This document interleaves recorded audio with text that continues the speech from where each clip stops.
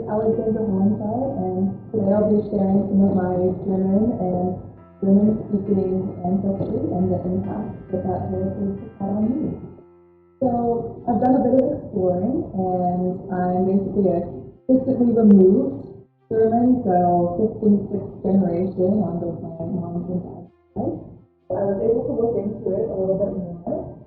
And so on my mom's side, I'm descended from the Germans Rosina and Charles Hoenscheid, and these are pretty distant, my great-great-great-grandparents. On my dad's side, I'm actually descended from Germans on both of his sides. So on the Hohenscheid side, I'm descended from Robert Unsicker, which sounds a bit like the German word unsicher or unsure. And a fun fact about him is that he was actually a prominent sharpshooter who won some kind of prize at the Chicago World Fair, so it was interesting learning about his life.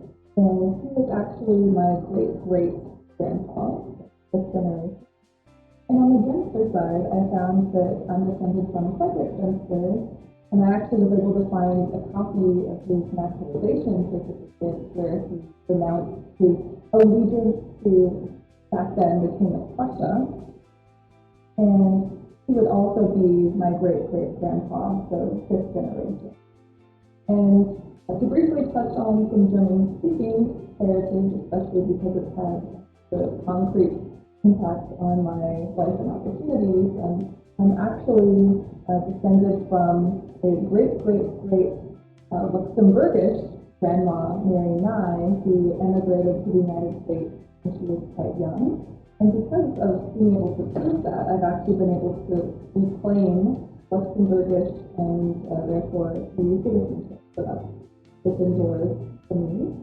And I also wanted to touch on a bit of the story of the Hohenscheid name, because whenever people see my name, they automatically assume the German heritage, and I wanted to look into that a bit more. And I found that I'm descended from a German named William, or Wilhelm, formerly Hohenscheid. And I found something very interesting, which is there's actually a castle called Schloss Hoenscheid in Germany, and it's now been converted into a hotel and events venue. And I always wanted to email them and say, hey, as a potential descendant, if you're going to get a discount, stay there, but I would love to visit there at some point.